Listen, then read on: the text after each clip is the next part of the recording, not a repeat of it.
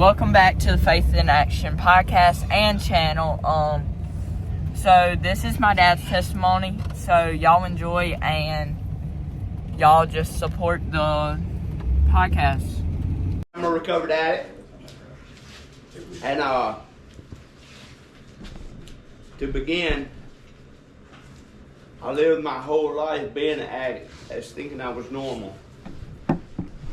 Because the way I became an addict, most people would call normal. But before I get to my testimony, I want to read this passage. It comes from Matthew 8. Let me get to it right quick. Jesus cleanses a leper. When he had came down from the mountain, great multitudes followed him. And behold, a leper came and worshipped him, saying, Lord, if you are willing, you can make me clean. Then Jesus put out his hand and touched him, saying, I am willing, be cleansed. Immediately his leprosy was cleansed. And Jesus said to him, see that you tell no one, but go your way, show yourself to the priest, and offer the gift that Moses commanded as a testimony to them. Amen. Amen. I grew up in a broken home. My dad was alcoholic. He beat my mom. I was about 3-4 years old when they got a divorce. But I loved my dad. I didn't know what alcoholism and drug abuse was back then. And like I say, I love my dad. I love my mom. But after my dad left, I was a broken little boy with some hurt in his heart and was angry at the world because my dad wasn't around. As my mom and another father figure stepped into my life, they wasn't married yet. It was church, church, church. Every time the church opened, you had to be there. If you couldn't keep the 10 Commandments, you was going to hell. But if you get baptized, you'll be all right. I couldn't keep the 10 Commandments. I stole, I lied. Like I say, I was an angry young man, a little boy. At 5 years old, the church had given me and my brother. I had a brother 5 years older than me. I had a sister 10 years older than me. But my brother, he loved hunting and stuff. He was 10, loved hunting. I love sports. The church had given my brother a pocket knife and had given me a basketball. Well, my brother, he found it funny that he would stab my basketball with his little pocket knife. So as a young boy, like I say, I had this, I don't know where it came from. I feel like it came from my dad leaving. I had a hate in my heart, a rage in my heart that I didn't know how to let it go until he stabbed my basketball. And he had a cat that had some kittens. And with the same pocket knife, I stabbed all 5 of his kittens that the cat had had. Well, from that point on, I was from doctor to doctor. You need Adderall, you need Ritalin, you need amphetamine, something. Because it was normal to give kids back then. It was normal to give them this. But they was experimenting with these drugs. They didn't know how to control a kid like me. I just needed my butt whipped one good time because my daddy wasn't around. That's what I needed. But it was from doctor to doctor over the next, 10 years, 11, 12 years, doctor to doctor. I was a bad kid. And my mama, she hollered and threatened, but she never tore my butt up like I needed it. And she thought she was just going to scare me straight or whatever and give me all these drugs. Well, it became so normal for me to take amphetamine salt that I didn't know I was addicted at 5 years old. And most people, they can tell you when they got addicted later on hard substances, but I didn't know I was addicted at 5 years old. So when I was 13, my mom had married the man she was with. He's my stepdad. But my stepdad, like I say, he was hard on me. Every time I got out of line, he's gonna whoop me with something. Well, there was this day he whooped me with the wrong end of the fly flap, the wire end. Well, I didn't say anything. I took it. I went on about my business. But at 3 o'clock in the morning, I took a Easton ball bat and I woke him up by tapping him on his nose, and I didn't say a word with my mom laying right there beside me. Well, the next day it was, you got to leave, or you going to a treatment center, or you going to a boys' home, or you going to juvie. Well, my grandfather stepped in. He said, "Son, you can come live with me. All I want you to do is finish school." Well, that's a pretty good deal for somebody that, you know. My grandfather bought me my first bicycle, my first motorcycle, my first truck. So, you know, I'm living large then. All he wants me to do is finish school. So I went to his house and lived, and my mom and, you know, I let them go. Well, that was the end of church right there. Because I knew I couldn't keep the 10 Commandments. Right before I stepped out, though, of their home, she had these deacons come in and pray for me. Well, you just need to get baptized. If you don't get baptized, you're going to go to hell. Well, I went and got baptized. I'm thinking this is going to fix everything. Well, guess what? I still lied. I still stole from the store when I went in there. It didn't fix nothing, so I'm going to hell. So when I moved in with my grandfather, it was over with. I'm not going back to church. I'm going to hell anyway.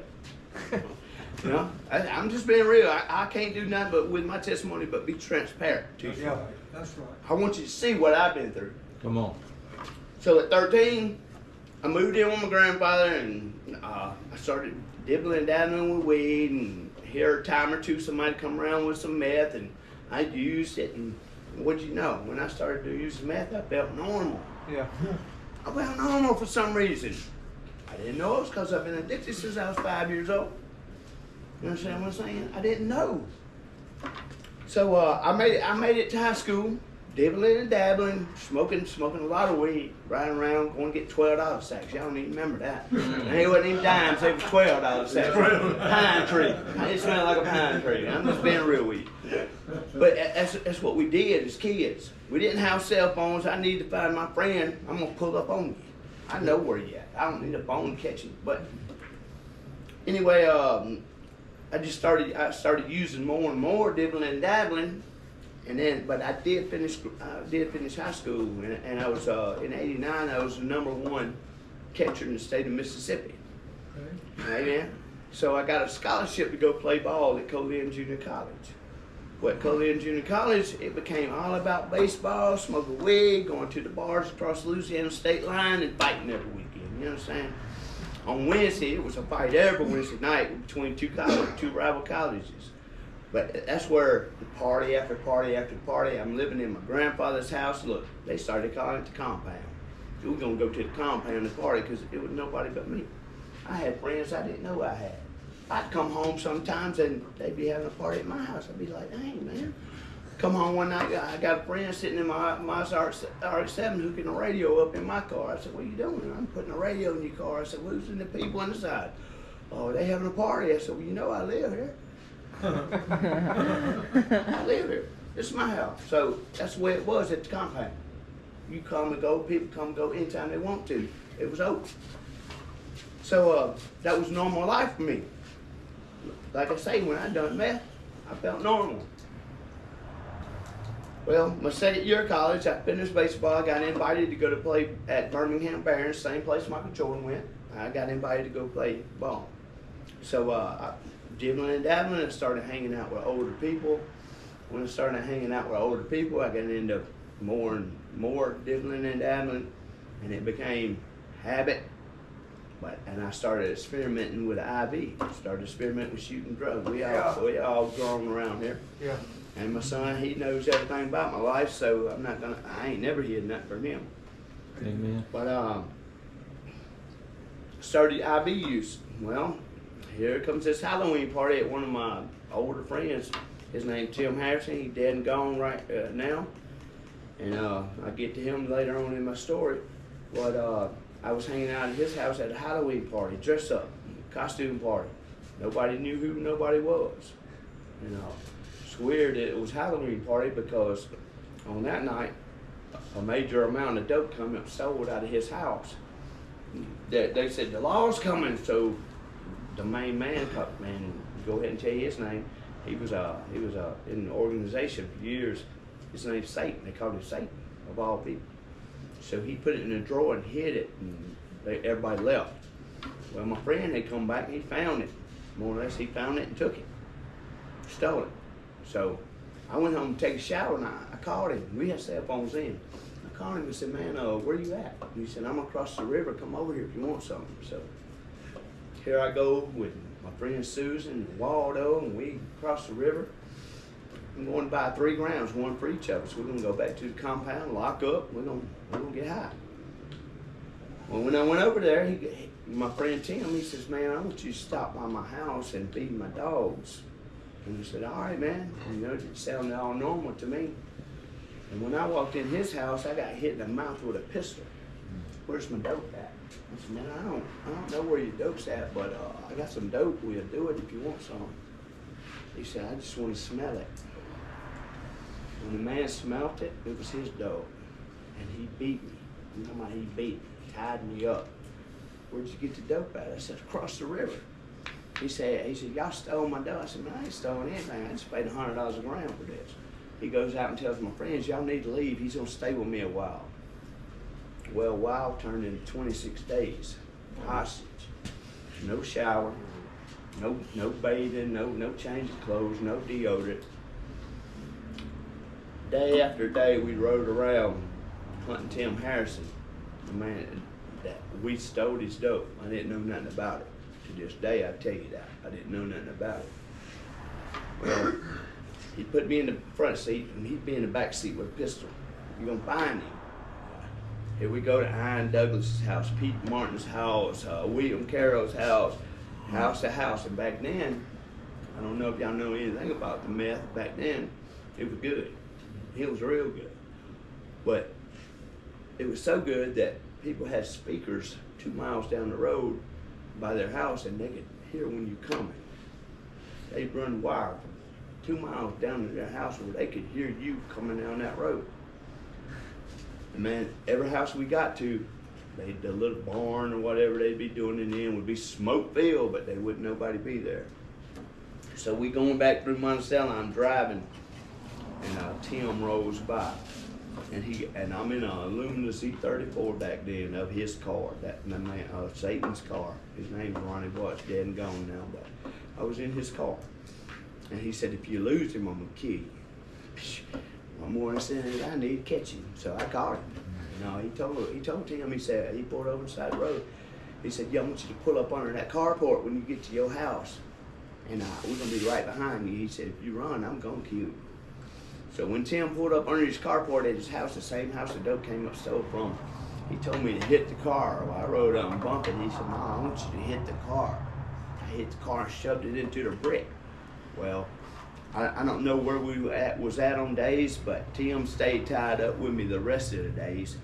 Most of the time, Tim would drive his car then. I'd be passenger and he'd have a pistol and a shotgun laid on the back of the seat. And this man would pass out, and there'd be in the back, he'd pass out, be up so long. And there's been times I'd be like, man, I wish we could just kill him, dude. We couldn't talk loud, but man, I wish we could kill him. But that was my thought. That was my process of getting out of the situation. Well, we went to the same houses over and over. All he wanted was his dope, man. That's all he wanted. And I begged this man so many times. I begged Tim to say, man, please tell him I didn't know nothing about this. I'm 19 years old. I got so messed up and so with this situation that I missed my trial at going to Birmingham Barons. And I'm not sure if I could have made the league, but I'd made the minor league. I was a ball player. But you know, after that, it became, I was addicted. When I was with this man, though, he would shoot me up with 100 units. First time I ever done anything like that in my life. Oh. The first time I flopped on the floor. But when I could get my breath, I was like, man, it's the best thing I ever had. I'm having me in my life. Oh, well, I'm tied up. I'm high. You know what I'm saying? Just like that. But it was day after day. I'd get asked the same questions over and over. And now I knew this man was just toying with me. But he made me an instant addict. I didn't know how to be anything else but an addict. When I say I've been addicted since I was 5, I've been addicted since I was 5 years old, and I've never quit using meth till I was 50 years old. But let me show you how life takes a turn. So when my baseball career was over with, all I wanted to do was get high. And getting high led me down to that road. That road led me down to, man, I just want to die or be high. Whatever comes next. So, man, I got so tired of it. 26 days later, I stunk. Me and Tim both stunk. I begged this man to tell him. He won't tell him. Finally, I just started crying, man. I told him, I said, either kill me or take me home. I'm tired. And he said, where do you live? I said, you know where I live, in the compound. Oh yeah, I know where you live. So he took me home, pulled me up. Tim was driving, I was in the passenger side seat. He took me home, and when I got out the door, he said, don't go in there and call nobody. I said, man, I don't even have a phone in that house. I don't have no landline. And he said, well, don't go in there and call nobody. I said, bro, I'm not. I said, but if you'll hand me that pistol, it's to kill the man that stole your dope. And if he'd handed me that pistol, I'd have killed that man that stole his dope right there in my front yard.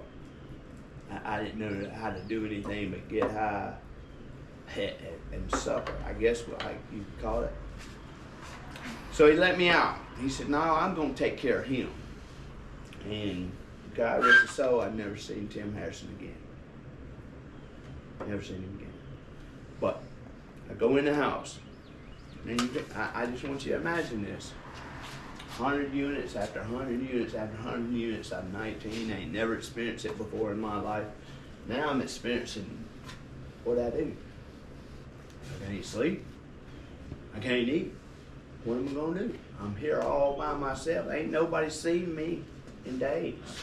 I ain't got nobody coming by no more. My house has been empty. What I do? So I take a chance. I said, I'm going to walk to my mom's. My mom lives, 100 yards up the road? Like 200? I walked to my mom's from my grandpa's house. I said, look, this is what happened. I need some help. And she's like, well, the first thing my mom going to do is call the law. I said, no, you can't go. We're calling the law. We're going to get some help. Well, when they found out what happened, they're like, we got to get you out of town. They knew who they was messing with. He's major. He cooked dope. He knew his dope. He was a major cook in my town. So we got to get you out of town. So I was put in a rehab for 30 days, $31,000 for 30 days.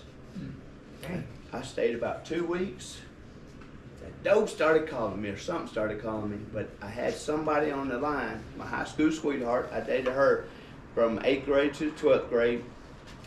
I was screwing everything that walked at college because I'm a ball player. I could do that, you know. The chicks dig ball players. So I'm screwing everything at Colin. And I'm telling them all I love them. But my high school sweetheart reached out to me when I'm in rehab. I'm like, yeah, all right, we're going to make it work, huh? We're going to get back together. And she said, just come home if you want to. She said, I'm on a bus, headed home in 2 weeks. My Dixie going to be cured because I fell in love again. You know, my high school sweetheart is going to be cured. I got somebody that loves me. You know how you do that? Like, oh, this girlfriend, if I get this girl, I'm going to be cured. Okay. But we plan to get back together. We got a trailer together. We setting up the trailer. I'm out there working on it one day. I get a phone call. Your girlfriend had a wreck 2 miles from the trailer, and she killed herself. She dead. What I do now, I ain't got no place to live because that was her trailer. Oh. It's right back to using drugs. Right back to using meth. So I go to another rehab. I call my mom again. Need help. Mama always gonna bail you out. So I go to another rehab. This time, call a buddy of mine in Texas. He said, man, why don't you just come live down here with me? He used to live right beside my mom, Jason Beard.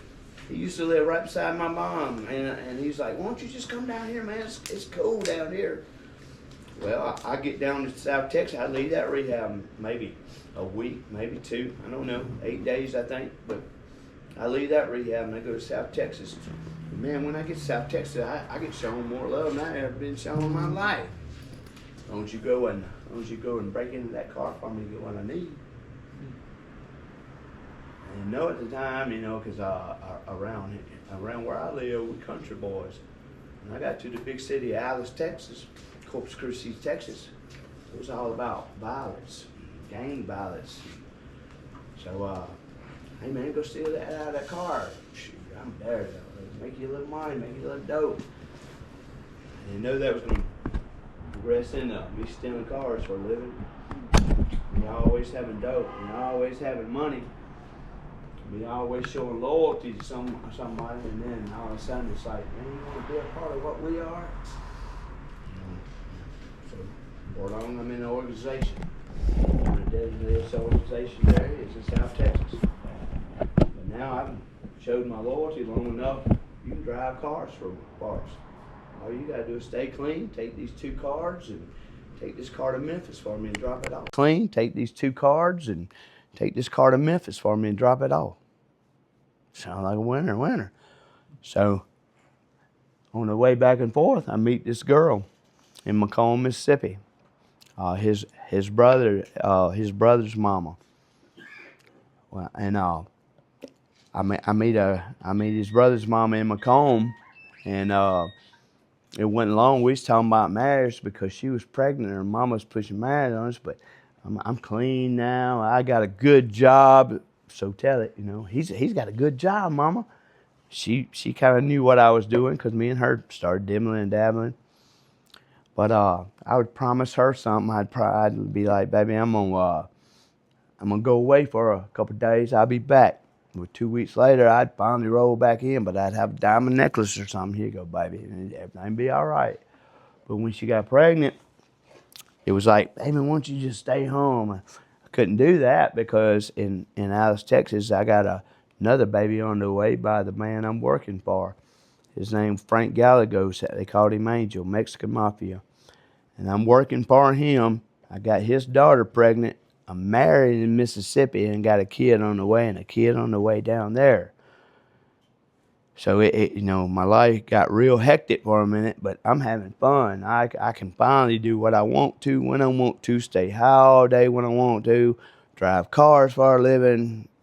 I'm good. Dress like a Mexican, silk shirt, slacks, look good, feel good, got money in your pocket, I'm good. Till one day he comes to me and he says, son, I know about you being married in Mississippi and got a kid on the way. And I know that's your kid of my daughter. He says, so you supposed to make a choice. One place or the other. I'm like, all right, man, I'm going to stay down here. He said, okay, that's a good choice. So I thought everything was good for about 2 weeks till I just started playing with him. You know what I'm saying? Calling on the phone to my wife in Mississippi. Playing with his daughter, because I really wasn't in love with her. I was just in love with the lifestyle down there. So one of my trips through, you got to go through Macomb on 55 to get to Memphis. It takes 16 hours to get from Alice, Texas to Memphis, Tennessee, and that's stopping 2 times to put gas in the car. So I'm on my way through Macomb, and I get pulled over with 32 kilos of cocaine in my car. Worst day of my life. Went to jail. Sat there waiting on my bond hearing because I know I'm going to prison. My bond hearing comes. I'm in the courtroom and standing in front of the judge, and the judge says, Mr. Bourne, I'm setting you bond at $147,000. It's like, man, there ain't no way I ever get out. Well, who's in the back of the courtroom but Angel, Frank Gallegos? Sir, can I bond him through the court? So if he's found not guilty, he can get his money back. Yes, sir, you can. So that day, $147,000 cash money went on the judge's stand. I bonded out of jail, and I never heard from the case again because I don't know if you really know what true organized crime is. When I would drive to Memphis and get on the bus after dropping the car off in the grocery store parking lot, I'd get on the bus right across the road from the grocery store parking lot, and the bus driver would hand me $15,000. When I got back to Alice, Texas, I'd get $15,000 more just for one trip. Well, that day he bonded me out on the money, and he bought my case somehow, some way, never heard from it again. So now I'm told, don't ever come back to Texas because you just got busted with 32 kilos of dirt cocaine. Now I got a daughter in Texas I can't see. I still, to this day, don't talk to her because her daddy never had nothing to do with her because I couldn't go to Texas. I've reached out for birthdays and stuff, but I can't have nothing to do with her. So where do I go from here? No money. Still got one vehicle. No money. And I'm going back to J.S., Mississippi, a little bitty town. Using every day. If I can't use, I find a way to use. Find a way to get it.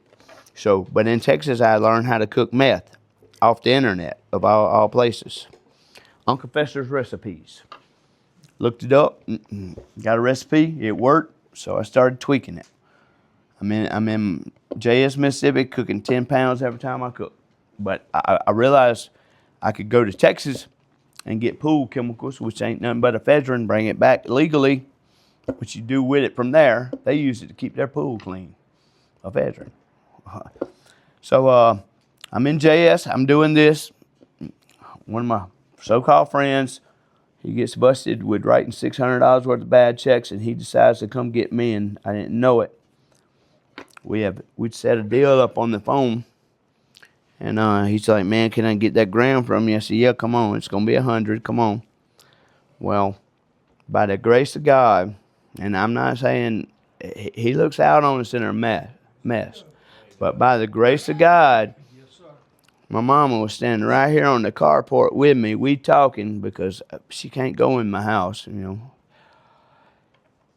We talking, and he comes up on the carport, hands me the 100. He said, here's that money for that, and goes in the carport door. And I look at her, and she's mad because I owe her some money. Here, mama. She takes it and rides off with it. He son went on in the carport door. Well, when she leaves, I go in, give him what he needs. He leaves. 5 minutes later, here comes 10 cars of cops. I try to run because I got a pistol and pills in my pocket. I'm like, dang, man. Try to run, but I come around the corner, there's one with a gun on me. I was like, all right, man, you got me. And they get me for precursors, chemicals, with intent to manufacture, pistol, all kind of stuff within 1,500 feet of a church. But they had no search warrant, no arrest warrant. They just come looking for a marked $100 bill, and by the grace of God, I handed it to my mom, and they didn't see where it went. So I go to jail for 268 days. Statute of limitation back then was 270 day for day. They just had to let me go in 2 days. I'm facing 135 years. They wanted me to take a plea, but that started coming down to 80, 60, 40. I knew they didn't have nothing then. But no search warrant, no arrest warrant, no marked $100 bill. But they come in 2 days. I had both hands back then. I was putting tattoos on everybody. They come in hunting a tattoo gun, put 25 people on the basketball courts, singled me out. I was the 26th person. Want to know where the tattoo gun was, and I done made me a screwdriver, had it screwed up in the light. You know what I'm saying? They couldn't find it. They was new back then, and they couldn't find it. So his brother, he's got an older brother. He's in prison. He's 29. He's in prison, but that's a kid I had in Mississippi. He's in prison right now, taking after his daddy.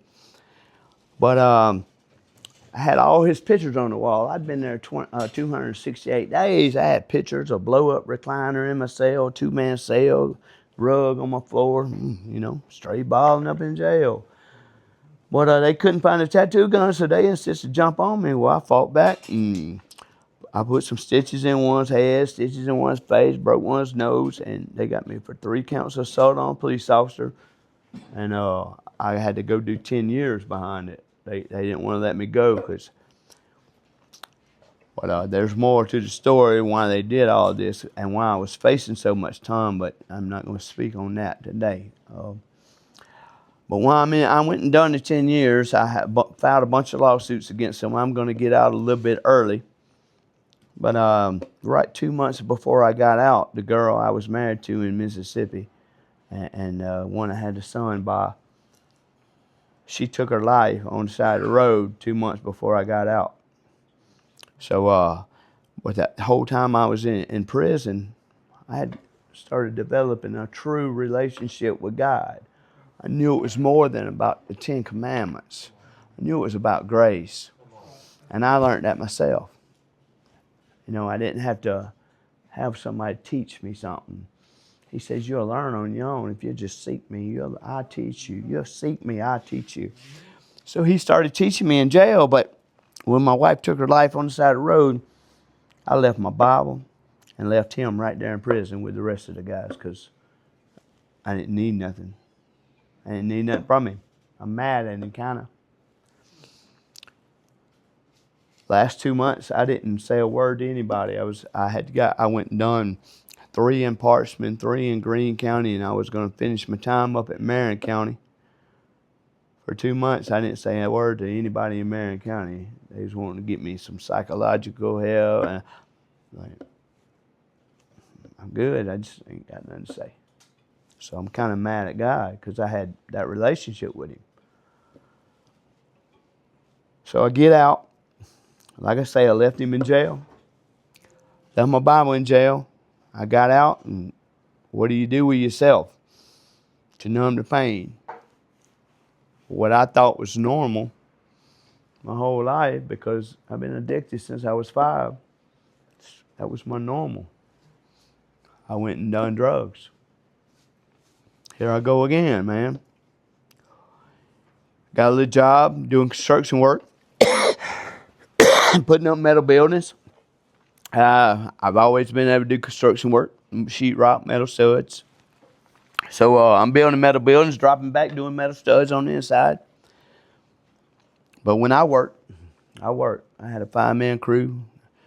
I'd work them boys 12, 13, 14 hours. I'd take them to the motel, and I had 2 guys that was resting up. They'd been sleeping all day. They'd go back with me to work because put that meth in that coffee and let's go again. But I'd been up 11 days. 2 years later, after I got out of jail, I'd been up 11 days. August 7th, 2006. And I'd got to work at 7:30 that morning with them 2 guys. And I let one let me up in the lift, and I was putting a piece of metal up. And I cut my hand from bone to bone with a piece of sheet metal. Like I say, I'd been up 11 days. I was bleeding to death. I was 2 miles from Rankin Hospital. And my buddy got me there. And when I walked in, I said, I need a surgeon. She said, what happened? I said, I cut my hand off. When I unwrapped it, I passed out. And I woke up 16 and a half hours later staring the doctor in the face. He said, I didn't save your arm today. I saved your life. What had happened, I was at Rankin Hospital. He'd never been to Rankin Hospital at 7:30 in the morning. But that morning, the car, he usually goes to the University of Jackson. That morning, the car wouldn't let him off his exit. He said, I gave her the happy motoring sign, cussed her for everything she was worth. And I went on up, went one exit, went to Rankin Hospital. He said, I showed up at 7:30. You showed up at 7:36, bleeding to death. So, but God is a merciful God. He was there in my mess with me again. And it got so real that he went and said, he said, I knew I'd seen that car before going to work. So the next day he went up. He went and sat on the side of the road and waited for that car to pass. And he followed the lady to work and told her the story. 3 nights later, she's in my hospital room wanting to know whose life she saved. So I went from meth use to staying in the hospital 2 months trying to save my hand. I've had 15 major surgeries trying to save my hand. And I went from using meth to fentanyl. I was on 180 milligram fentanyl patches and by mouth 6 times a day, 8 times a day. Wow. So I went from meth use to prescription medication. It's legal, you know. The doctor, he's signing it, so it's legal for me. So I sit around my house doing fentanyl for a long time, man, by patches, sucking it out of patches. I was so sick with it, so sick without it. I was so addicted. I'd drink a cup of Kool-Aid or tea, it'd come right back up. That's, it's your body rejecting, wanting to shut down. That's the reason that happens. But I had met this other girl in my mess, and he knows that's my son's mom. I met his mom. We was both in our mess. She had some prior charges, and for 9 months after he was born, when he was being born, we had quit. But as soon as I didn't, she quit, but I had my prescription medication. You know what I'm saying? It wasn't fair to her, but she quit for 9 months because she was pregnant, and thank God she did. But I didn't.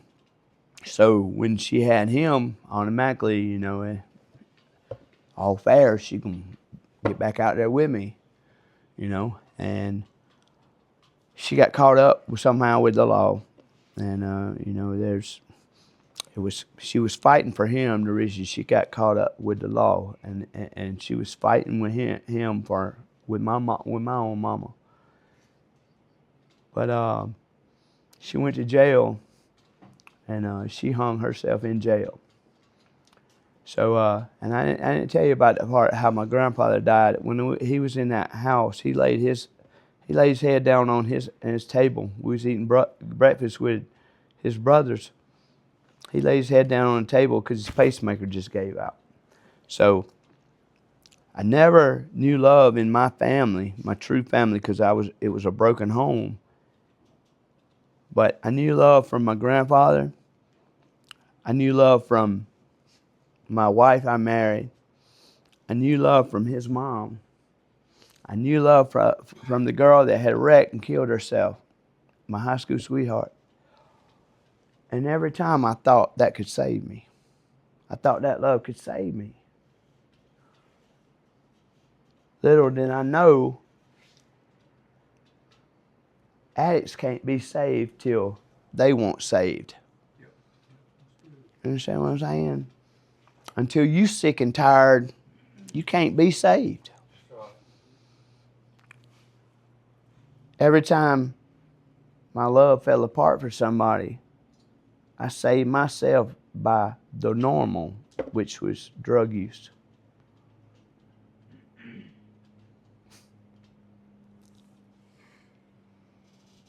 It's crazy every time I give my testimony how I was sick. I understand how sick I really was. But all my life I had been normal.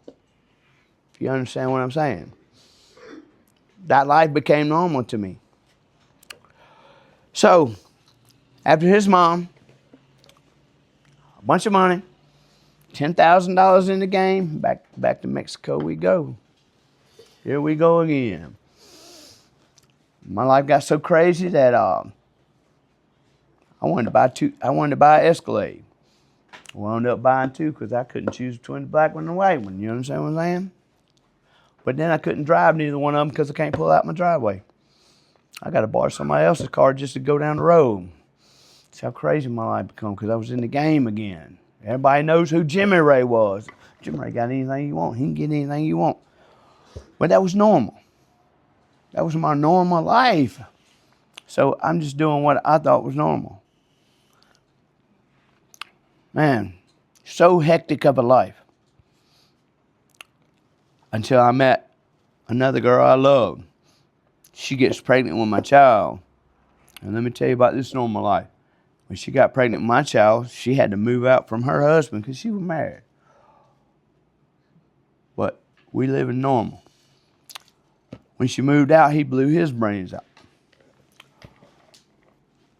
So I either lost every love I had, or I took the love of others because that boy loved her. But that drugs and alcohol make you do stupid stuff. So me and her did stay together 14 years. And while she was in school, I was clean. Yeah, right. Time she went to school, I'm on dope. Before she get home, I quit. And every day she gonna come in and say, you on something? No, baby, I ain't on nothing. I'm good. Had to lay there in bed beside her and stay up all night, just not move. That's normal. Really normal. Well, me and her, she got our house burnt down. And when it really showed is when our house burnt down. It had 30 days to have us back in our house because we was running low on money. Like I say, I do construction. I had to gut the house, hang the sheetrock, finish the sheetrock, float it out, paint it, put trim up, and we'll be back in our house. I had 30 days to do it. I stayed up about 28 of them days when I moved my family back in the house. But she was tired of it. Sometimes I feel like she just wanted the house and wanted me gone. And that's how it happened. She got the house, she wanted me gone. So I moved into a little house. You ever looked in the mirror and said, God, I can't do this no more. You got to help me. Yes. But then you go do it again? Yeah. Hey, that's me. God, I'm begging you, please help me. I can't do this no more. Everywhere I go, I'm shunned because I'm that leper. I was a leper from the go. I've always been that loner. I've always been pushed away because I was different. What made me different, though? I didn't know who guides your life. My mama thought doctors did it. I thought love did it. I thought baseball did it. I thought needles did it. I became that leper because nobody wanted to be around me. Everybody pushed me away. So I go back to the norm. I go back to using. All right. So I moved into a little house. It's called a little house because it's little. It's got a bathroom. It's got a kitchen. And it's got a bedroom and it ain't got a shower. So my life consists of selling dope, going to the park, sitting at the park all night, waiting for that phone to ring. If I can make $5, I'm going to run to you. I'm going to go back to the park and we'll sit there at the park. I didn't want the traffic at my house, and everybody knew you don't go to that house. When I'm at that house, don't you call me because I got that 40 cal Glock. Don't you come to my house. Like I say, my son knows me. I was to a point where I was tired of people. I was tired of my life. I was tired of living. I had lost everything I've ever had in my life. I've lost every love I had in my life. I was freaking tired. So I'd stay at the park till almost daylight. And he'll tell you, even though I was in my mess, I'm going to go home right before daylight. And I'm just getting me a bath. I took a bath at the park. I go to my house. I'm gonna do what I got to do to re-up in my house because, you know, that's why people didn't come to my house. I'm just going to be transparent with you. But the last couple of weeks, every time I come home, the meth was good when I was getting it from Texas. But all this junk they got around here, it wasn't no good no more. But we sold it. We used it. But every time I come home, I would see something standing on each side of my door, right before daylight. And I'd be so scared to get out of my truck and go in that door. Well, let me tell you before I tell y'all this. When you're on meth, you see that pole is a pole. You see that TV as a TV. You see that door as a door. What makes you think your eyes is just going to see something that you ain't seeing? But you can't tell nobody because you're on meth and everybody's going to tell you you're crazy. I told my brother-in-law, preacher, I told him, I said, look, they follow me everywhere I go. Who they are, I don't know to this day because they ain't the law. I'd be under the jail. You understand what I'm saying?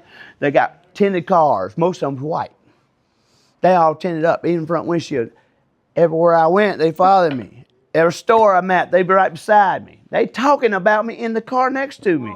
I'm like, nobody believe me because I'm on meth, right? You can't tell nobody. So I'm telling my brother-in-law, I said, brother-in-law, I don't know who they are, man. They ain't the police. I'd be under the jail. I'd be back in prison. I said, I don't know what they want. I mean, you need to go to a doctor. You got a chemical imbalance. Bro, I was 50 years old. I know what I'm seeing. I've been doing dope all my life. I know what's going on. Yeah. I even told one when she walked in the store, She was looking at me over the oil till I walked in. Then she was going to pay for something. I got right behind her. I said, well, tell them all I said hello. And she got fighting mad just because I said, tell them all I said hello. Well, she sit there and waited for me to leave just to follow me. And then the other 2 trucks followed me. I'm like, man. So I tell my brother-in-law, he's like, man, you got a chemical imbalance, something going on with you. You need to go get help. I said, all right, brother-in-law, I'm going to go. Well, he was a pastor, and he was the only one that would truly listen to me. So I went and got tag cams to put on front of my truck and back of my truck.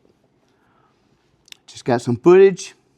Took an SD card to him. I said, here, you watch it. He calls me, said, I don't know who they are, but they follow you everywhere you go every day. I got so good at calling them out that I met 2 trucks. I was taking Amber to work at the Little House. I live right next door to 2 handicapped people. I was taking her to clean the house, and I met these 2 trucks. I said, Amber, the next car I meet is going to be a gray Honda Accord with a red tag, and when I get right beside it, it's going to put her blinker on. And it happened. And she goes, how'd you know? I said, because it happens every day. So I'm sick of it. I'm sick of life. I'm sick of losing things. I'm sick of these people following me. I'm sick of it. I'm sick of coming home and seeing something stand on each side of my door. I come home the last night, and I don't care if you believe it or not. I'm going to be transparent with you. I come home right before morning. I'm looking at the door, and they're there. I crank my truck up. I go down the road to my friend Mark's house. He's a nurse at the hospital. His wife's a nurse at the hospital. They don't drink. They don't do drugs. I said, Mark, come ride with me. I said, I got something for you to see. He said, man, I'm going in the hospital. He said, Karen, ride with you. I said, Karen, come ride with me. She goes, you're high. I said, yep, sure am, but come ride with me. Mark said, man, go on with him because they're my friends. I pull up in front of my house. I shut my lights off. I said, Karen, just look and tell me what you see. She said, Jimmy, somebody's standing on each side of your door. I turned my lights on, they're gone. Turn my lights back out. She says, please take me home because I don't know what I'm seeing.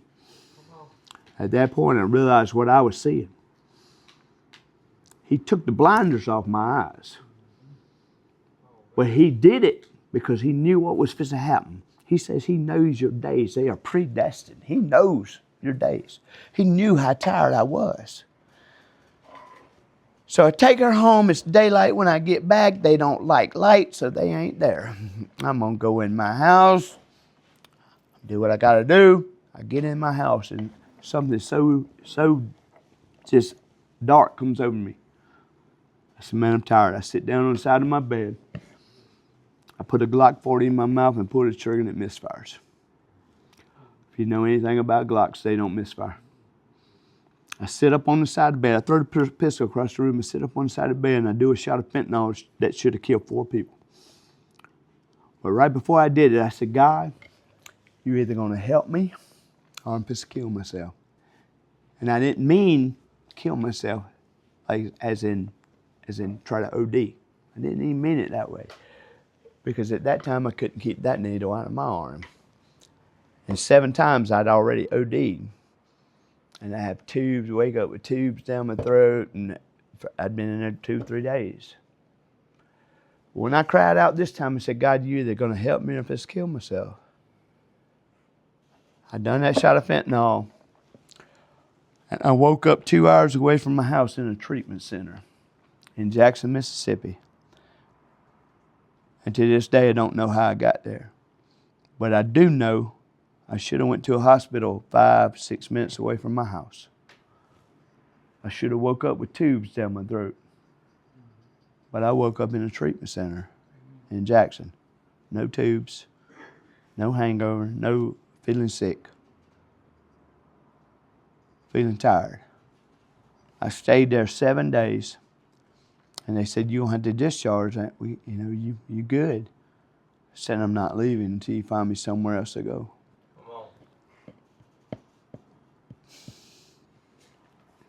They sent me to East Mississippi, BASAT, 28-day treatment. I'd done that treatment for 26 days, having to say, I'm Jimmy, and I'm an addict. But I was just normal. It was my norm. It was my normal. I wasn't never an addict. It was my normal life because I'd been an addict all my life.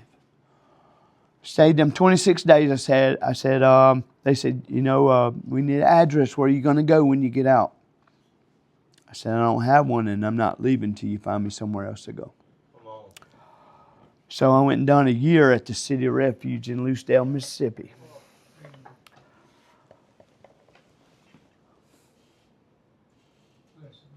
But I met God at the City of Refuge. No, let me tell you about it. He met me. He found me. That's where he found me at. And I'm going to tell you how it happened. I was going to cruise through this year program. I'm going to be that model student. When you know it, man, my first couple of days, I left a coffee cup on the freaking table. And I didn't know that it cost you to write the book of James. I wrote the book of James, and something happened. That Bible come back alive from prison and come back alive in my life. Amen. And in Matthew 7, man, if y'all hadn't stepped through Matthew line by line, verse by verse, I think you need to. Because Matthew 7 says, if you ask, you will receive. If you knock, the door will be open. I didn't know how to knock. All I could do was ask, God, help me. And he did, from how I got to that treatment center. So after a year at City Refuge, I'm going to go home. I'm going to go home to my mama's house, see my son, do what I need to do. I went home, went to church first night, got me a cell phone while I was in Brookhaven at church. Come back home, activated my phone. I'm gonna do good. So I make a page where I can plunder on Facebook, but nobody know I'm home. I made a Facebook page called Ray of Life. I didn't want nobody to know who Jimmy Ray was. I didn't even put a picture. But I started flipping through my phone, and here comes my friend that's 200 yards down the road. Hey, man, I don't know what he's doing. But when I say the Bible come alive to me in City Refuge, it says take every thought captive before it comes at you, Mama. So I said, man, what's he doing? Stupid, he's doing dope. He ain't changed his life. By the grace of God, I went to the city. By the grace of God, I took that thought captive. By the grace of God, when I dialed Zach Lambert in the Door Church of God, I called him at 12:30. He ain't never answered his phone at 12:30 at night for nobody. That night, he just happened to roll over and his phone was going off. And it just happened to be me. And I said, hey, man, I need to come to your place. He said, when can you be here? I said, I'll be there tomorrow. Don't know how I was going to get there, but I'm going to be there. Started packing my bag. Well, my brother-in-law stepped in the next morning. He said, I ain't got to work. What you doing? I said, man, I need you to take me to Alabama. Alabama? I said, yeah. I'm going to a transitional home in Alabama. On the way down, I friended Zach Lambert on my brand new Ray of Life page. All the way down, I put all my information. I know one person in Theodore, Alabama. That's where I'm going. To a transitional home. And when I tell you God took over my life, when I called out for him and said, God, you either going to help me, I'm going to kill myself. He says he hears the broken. Amen. He hears the broken. And if you just call out, he'll find you in your brokenness. Amen. He likes us broken. Because when you're broken, you can do just what I'm doing right now. You can be about my Father's business. My Father's business is just what He's done for you, where He brought you from and where He's taking you to. Come on. I got Theodore, Alabama. The girl I've been with 14 years. I done begged her for what? 2-3 years? About a year and a half. Please, baby. Please, I'm doing good. I'm in rehab. Please, baby. I'm trying to get that love to save me one more time, right? So I get to Theodore, Alabama, and there's a big boat sitting in the churchyard. Here I go. I'm going to stunt. I take a picture of me in that boat. I ain't know the man's boat that was. Those next step guys waxing that boat for him, buffing it. Here we go. That's all I put. I'm just trying to make somebody mad. Here we go. Let me tell you what God does.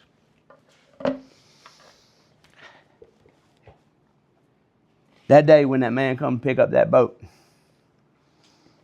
he shook my hand. I said, I'm Ray. He said, I'm Sean. And I said, man, nice to meet you. I didn't know why I was stunting. God says, seek first the kingdom of God and all His righteousness. And all these things will be what? They'll be added. You know what He told me a year later? You ain't got to stunt, son, because 1 year later, from the time I got here and I stunted with that boat behind me, you know, like we do it. You know how in prison we do it like this, like we freaking somebody. That's how we do it. Big old boat. Here we go. God said, here we go. Just seek me. So I started seeking Him, and I kept seeking Him, and I kept seeking Him. Where that boat was a year later, I have a shower ministry that sits in the same place where that boat sits. My best friend is the man that owns that boat. Every summer, every Saturday, I'm on that boat out to go. He come pick me up on Fowl River and take me all the way to Orange Beach. You can't make it up. God says, son, you don't need to stunt no more. I'm going to give you everything you want, everything you need. You ain't got to stunt. You seek me in private, I'm going to make you public. Amen. You know what I was doing when I got the car today? Riding a lawnmower, dirty as heck. And I started to tell Rachel, no, I ain't coming, I'm dirty. I looked at my wife. Guy said, you got time? Yep.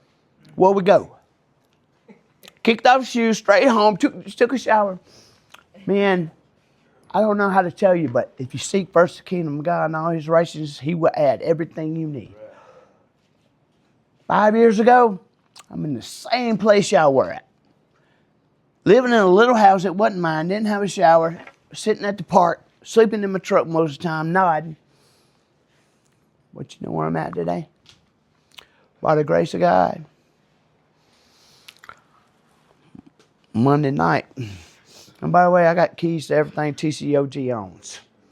I got keys to every church door, every alarm system. 4 complete years, Monday night. Amen.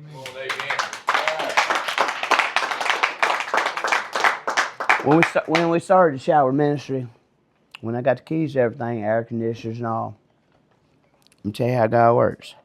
Instead of begging for a woman, baby, I've changed. Instead of begging for one, well, there's one in Theodore Church of God that when she handed me the key to the air conditioner, she said, you got to turn them off every time you leave. Well, I left them on from Friday night to Sunday morning. And Pastor Joy, she texted me. She said, Pastor Joy mad at you. I said, what? Why? Well, you left the air conditioners on all weekend. I said, well, it won't happen again. She said, all right.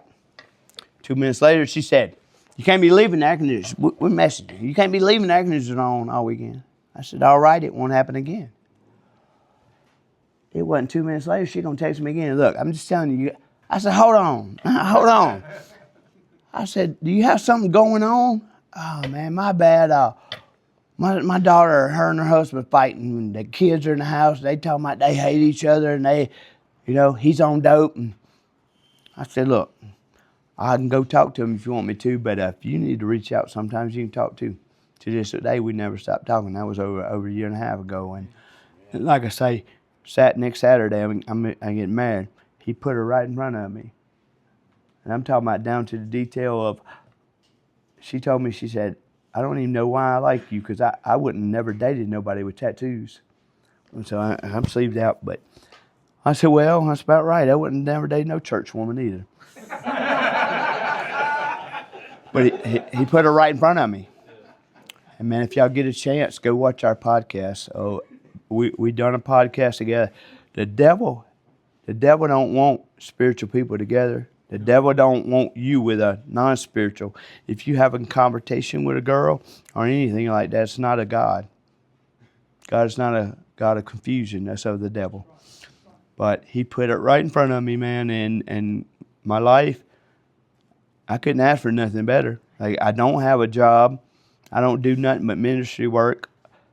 I go out in the woods and take people food, and I don't like I said, I don't work, but I don't go without. Pretty blessed. People bless me, and I don't ask for it. They just see what I do and they bless me. We went and ate the other night, and I'm not boasting on myself at all. I'm boasting on God. We went and ate the other night, and before we could get up there to pay, when we started to pay, they was like, oh, just let me end it with this. Let me end it like this. That one person, I set my page up as professional since I'm in ministry. And I got 2,500 faithful followers. And one of my followers, she called me for a podcast. It came out Monday. It's called Jesus Loves Addicts. Me and my soon-to-be wife's on there. She's got a powerful testimony too. But we're on it. But he says just, I don't never, if I'm handing somebody something, money or food, I don't do this. I don't have to promote myself. I'm doing this for the home. We take pictures at the showers, but we take pictures of our team. I don't take pictures of the homeless, or I don't promote myself like that. I love them. I thought when I started giving them showers that I was helping them. God showed me one night. It was right after it was raining.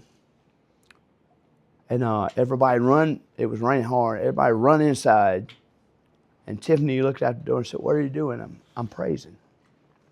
She said, "What are you doing?" I said, "You ever realize that they can't get out of the rain when they leave? Why am I going to get out of the rain while they're here?" Come on. God told me, he said, "Son, what you do for them is out of love. But the reason you do it, you're right in the middle of my will. It's not about them anymore because they're my friends. I know every one of them. I hug every one of them. I take them food down in the woods. They're my friends. I look out on them. But God looks out on me. He's promoting me into something that I couldn't have never been on my own, because Jimmy Ray would have had a needle in his arm. But he changed most of the disciples' names. He turned Jimmy Ray into Ray of Life. We was eating, and we got ready to pay. I walked up to the counter, and they're like, "Mr. Ray, your meal's been taken care of." And that ain't happened one time. That's happened many times. I walk in a restaurant, and it's like, "Hey, Ray of Life." I'm like, I don't know him, but hey, how y'all doing? And I'm like, "Who was that?" "I don't know." Everybody knows me. But they know who I am today. Because they probably wouldn't like who I was then. But God can make a change in anybody's life. I'm not that leopard anymore because I cried out. Man, y'all please walk through Matthew. Walk through Matthew. Please. Knock and it'll be open. Ask and it should be given. Seek. Come on, man. You can't make it up. I can't make it up. And I want to thank y'all for your time. And I hope somebody got something out of it.